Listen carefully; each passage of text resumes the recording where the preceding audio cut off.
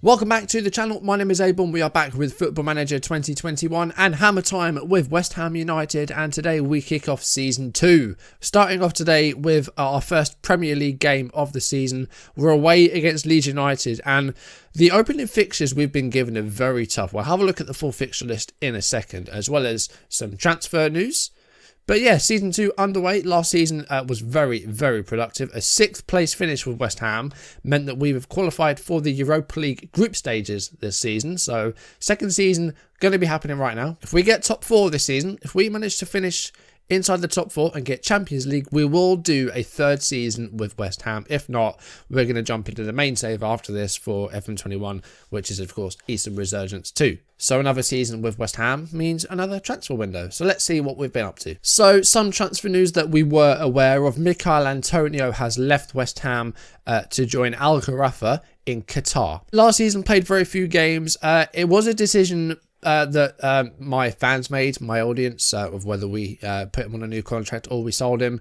And it turns out, I think it was about 62% said sell. So Antonio, I wanted to get some money for him, but he's gone for a free transfer because there was no real interest in him. He nearly made a move in the Premier League. Unfortunately, couldn't get a deal tied down for him. And Gharafa came in January and offered to take him on a free at the end of the season. So that's what we've done. Winston Reid has also left West Ham and gone to Dynamo Moscow. He spent last season on loan at Sporting Kansas City in the United States. Came back.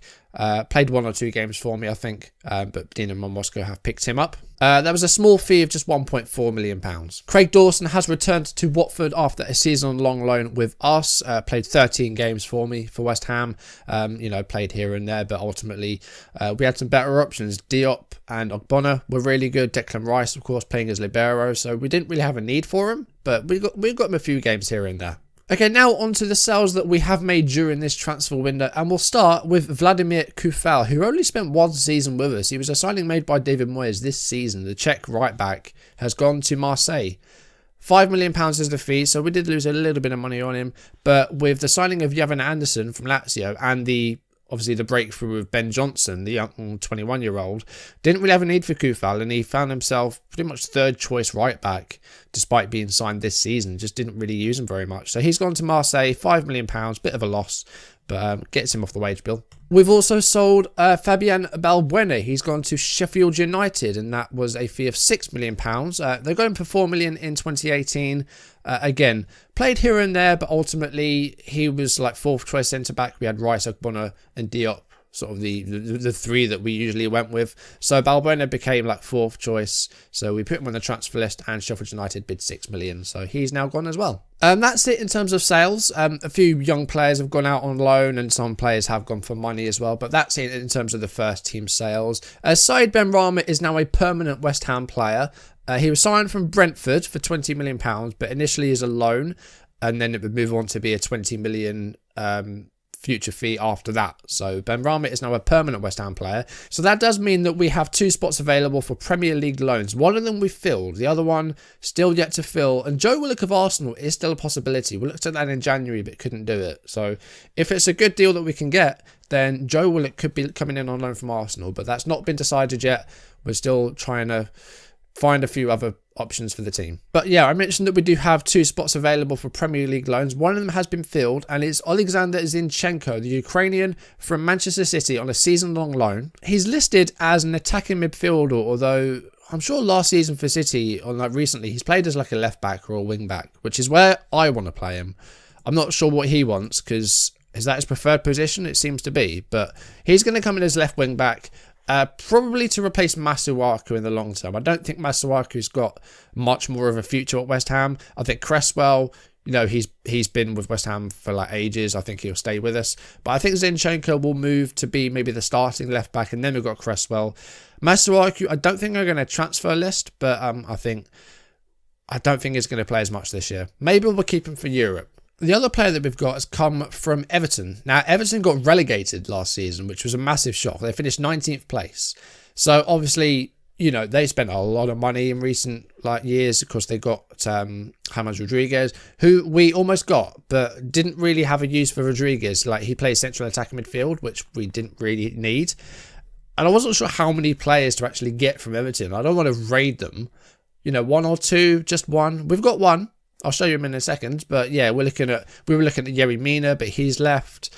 Mason Holgate is a possibility because we do need a centre back. So Holgate could be one to come in. I'm not sure if he'll be, perfect for us, but definitely looking at getting maybe one more Everton player in. But the one that we have bought is Richarlison. This is a good deal. I like this. It's £84,000 a week we're paying him, 24, and 45 million is the fee from Everton. So they make a little bit. It's a bit of a profit. 45 million for Richarlison. It's the record signing for West Ham. It's a lot of money. Record signing previously was Felipe Anderson. We'll look at him in a second. But Richarlison has come in. It's not all up front, so I think it was about 20 million up front, and then 25 over 2 years, and then a few other clauses as well in terms of goals and appearances. So I think it's a good deal, and hopefully he can do well this season. Not sure where he's going to play, if he plays on the left or up front, because he can play anywhere across the front three, so he'd be perfect for us to play sort of anywhere really in that front three. But I think at the moment, he'd probably play on the left. Hopefully we can get some more. We have got almost 40 million still in the transfer budget, so definitely room to bring in a couple more players that are, good players. So I think a centre-back is definitely something we need. And then I think after that, we'll try and get a striker, and then maybe a central midfielder if we've got a bit of cash left. We did look at goalkeepers because Fabianski, it seems to be suggesting that he might be retiring after this season. So we had a look at a few goalkeepers, and there's probably lots of people that have tried this, but Gianluigi Donnarumma went out of contract at AC Milan. They did not renew his deal, so we looked at bringing him in, and we agreed a contract with him, 125 grand a week. But Dortmund also offered him a contract, and he's gone to Borussia Dortmund. So we attempted to get Donnarumma in, but unfortunately he decided against joining West Ham and has gone to the Bundesliga instead. But I'm sure plenty of people tried to get Donnarumma because it looks like he never actually renews that contract. It looks like he just leaves AC Milan at the end of the season anyway. So you can see there that we do face Leeds on the first day of this season at Ellen Road. After that, we have Spurs at home, Arsenal away, and Manchester United at home. What a start that is. That is a cruel start to our season for West Ham. Pre-season was pretty good. We had a tour of China. I didn't take charge of any of these matches apart from the friendly. My assistant manager did, just to save time because, otherwise there would not have been a video today. So the assistant manager took charge of all these, and we did really, really well. Of course, we're going to have some Europa League games in here, and as soon as the draw comes up, I will have that on camera, so that might be a bonus video of some sort, and maybe just a draw. We'll have to wait and see. What is our media prediction this year? I haven't actually looked at that yet. Okay, our prediction's 9th. I think that's fair. We got 6th last year, but with the added fixtures in the Europa League, I think it's going to be hard to really keep that up in the league. If we can stay in the top half, that would be lovely. But like I said, if we get top 4 and get Champions League next year, then we will be doing a 3rd season with this. Looking at some key transfers around the Premier League as well, Raheem Sterling has left Man City to go to Barcelona for £168 million. Sadio Mane's also left the Premier League. He's going to Paris Saint-Germain for £113 million. But we have some new players in. Jose Jimenez going to Liverpool. Dest going to Tottenham, Serginho Dest. Belotti to Spurs as well. So some big signings around the Premier League. Some have left and some have come in. And it's the return to West Ham of an old friend as well. Felipe Anderson is someone that has a bit of history on my channel. So this is the 3rd save in which I've had Anderson as a player. The first of which was my very first save on this channel. That was with Lazio. That was back in FM15 where Anderson used to play. And then 2 years later, I signed him for Everton. Tail of the Toffees, FM17. He signed for Everton. £30 million, I think it was. Didn't have a great deal of success with Everton. He didn't really get a great deal of attack and returns, unfortunately. But this is the 3rd time we're going to have Felipe Anderson at West Ham. Of course, he spent last season on loan at Porto. How did he do? He didn't score that many goals, but he got 12 assists, which is quite impressive. So hopefully he can do that sort of stuff for me this season. But playing on the left, I feel like he's going to be behind Richarlison in terms of the pecking order, but we'll see what we can do with him. At the moment, he is on his last year of his deal, so we're going to test him out for a bit, and then if we get to January and he's still doing well, we might sign him for a little bit longer, or we might, pop him on the transfer list and see if we can get some money for him. Not quite sure what to do with Anderson because, as I say, we haven't really used him yet. All right, I think that's everything that we need to go through. So let's play a match, shall we? Leeds versus West Ham, our first game of the season. Let's see how we do. Okay, so this is the team that's going to play our first game against Leeds United. Lucas Fabianski will start in goal, and the back three will be the same. Issa Diop, Declan Rice, and Angelo Ogbonna. We do have Gonçalo Cardoso on the bench, a young Portuguese centre-back, just 20 years old, just in case something happens to one of those back three. Alexander Zinchenko will make his debut at left wing-back, with Ben Johnson retaining his place at right-back. We do have Anderson and Crespo on the bench to cover that. Pablo Fornals and Thomas Souček will start in midfield. Mark Noble has a bit of an injury, so he is unavailable today. Going to be out for a couple of weeks with an ankle problem. So we do have Andre Gomez on the bench if we need to swap anything around there. Richarlison is on international duty with the Brazil under-23s. Amazing that he's not playing for the senior team, even though he has 19 caps for the senior team. That's ridiculous. It's the Olympics. That's why. It's the Tokyo Olympics, which are a year late because of COVID. I just realised that's why it is. But yeah, the Brazil under-23s. So Richarlison's finishing up the Olympics before he comes back. So Felipe Anderson will make his debut at left wing. Emi Buendia, who had a good season last year, will play on the right. Sebastian Haller will start up front. We have Carlos Fernandes on the bench. We have Ben Rama on the bench. We have Demarai Gray on the bench. Okay, Leeds with Karius in goal. Interesting. Ayling, Llorente, Koch, Dallas, Click, Phillips, Rafinha, Hernandez, Bonaventure and Rodrigo, the starting 11. Pablo Hernandez got more assists than any player last season in the Premier League. Speaking of which, I bet you can't guess who the top scorer was last year. I'm not sure that it was ever on camera. I'll have to go back and check. But if you can guess, in the comments, if you can guess who the top scorer was in this past season in my save, then absolute promise, I will give you a tenner. I will ask for your PayPal and I'll send you a tenner over PayPal. That is a promise. If you can guess who the top scorer was last year. Alright, this is going to be a tough game to start the season, but let's see how it goes. I've got a hat on today because it is absolutely freezing today. We're playing on attacking, that's fine. Leeds with a free kick here, approaching 20 minutes. Calvin Phillips with it, just wide. Fabianski looking to go all the way to Haller, and Koch has it now. Llorente to Click. Looks for Rodrigo, finds Rodrigo, who's just one-on-one with the keeper. And I think he's tried to chip him there, but Fabianski's done well. Leeds in control in this opening half an hour. And there's a header on goal and Ayling just over. About 5 minutes left of the first half. Karius sends the ball up pitch. Issa Diop wins the header. Here's Pablo Fornals. Most assists for us last season. Can he keep that up this season? We'll see. Here's Buendia. And Haller has a go. Ooh, just wide. I think I might have just clipped the post. Half time it's goalless. It was an interesting first half.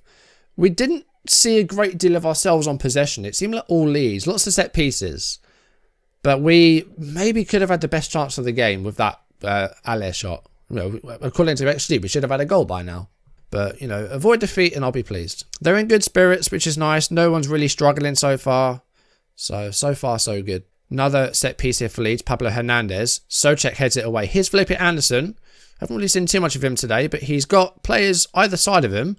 Is he going to go himself, though? Don't shoot. He did shoot. Straight at the hands of Karius, who didn't drop it. 68 minutes. Should look at making some subs soon. That's not a good ball. Bonaventura has read that well, but don't really know what he was going for there, but that's a bad shot. Right. Anderson's not done too well today, so we are going to bring him off. We're going to put Ben Rama on the left. Haller's had a good chance to score. I think we'll leave Haller. I think we'll just make the one change for now. We'll bring on Ben Rama for Anderson. 81 minutes. Second half has quietened down a bit. Andre Gomez is going to come on for Souček. I've changed Haller to a DLF. What can we do? We've got 10 minutes to try and get a goal from this. Let's go early crosses. Let's try that. 10 minutes left. Can we get a goal from this? I feel like we should have won this game. We haven't seen too much from us. But the stuff that we have seen should have resulted in a goal. Shackleton to Dallas. Dallas has got space. Oh, and he's hit the bar. Leeds very unlucky there. All right, one more change. Gray's going to replace Buendia because he's getting a bit tired. 4 minutes of stoppage time. I don't know how this is 0-0. But it is. Goalless. Oh, there's something right at the end here. Oh, Fornals. That was strange. I thought Fornals was on a throw in there, but no, he's receiving treatment. So we are down to 10 for these last few seconds. Here's Gomez. Oh, what a time it would be to score now. Come on, Haller. Gray. Come on, we're on the 95th minute. Gomez! Oh, he's done it! 95th minute. Wow. Talk about leaving it late. I don't think the Leeds fans are going to be happy about that. 4 minutes of stoppage time. We've scored in the 5th. 95 minutes. we have the goal. Talk about smash and grab. I think it's been coming. I think we were unlucky not to score. But Gomez with, I think, his first West Ham goal. I don't think he scored last season. And what a way to score it as well, right at the death. Full time, 1-0. Very, very late goal. I think we deserved the win. You know, Leeds had a lot of time on the ball, a lot of set pieces, but ultimately don't think created that much. One half chance, that shot that hit the bar. Yeah, XG suggests we should have won that match. We did, but it was a tough one. We played well, you know, so I think a win is deserved. Leeds without Bielsa. I didn't mention Bielsa has replaced Guardiola at Man City. Do you have anything to say about the amount of stoppage time added, allowing your team to score a decisive late goal? If that had gone the other way around, I wouldn't have been happy. Yeah, Frank Verkelteren is the new Leeds manager, who was last manager of Anderlecht. Leeds, see now without Bielsa, who has gone to replace Guardiola at Man City. So these are the managers that have changed round from last season. So Ancelotti was sacked by Everton, of course. Michael O'Neill came in, but Everton still got relegated. Graham Potter was sacked by Brighton. They got Spalletti. Scott Parker was sacked by Fulham. They got Eddie Howe in.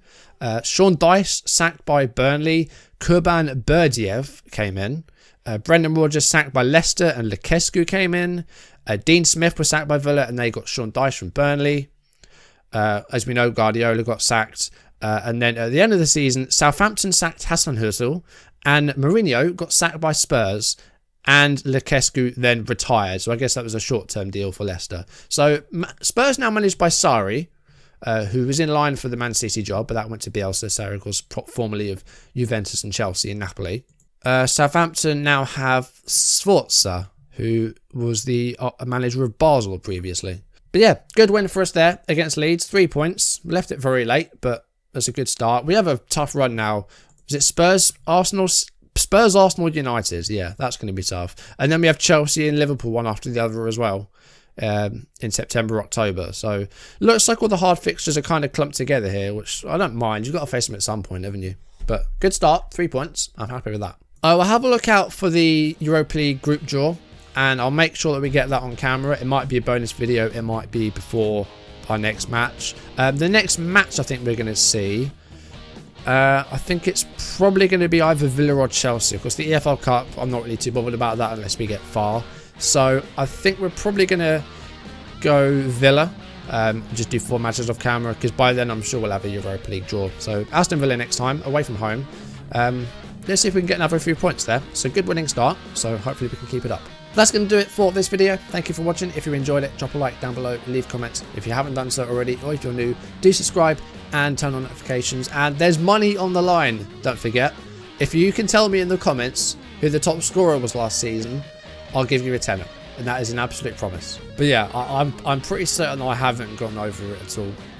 So if you can guess, I will give you a tenner. But that's going to do it for this video. Thank you for watching, and I will see you soon. Goodbye.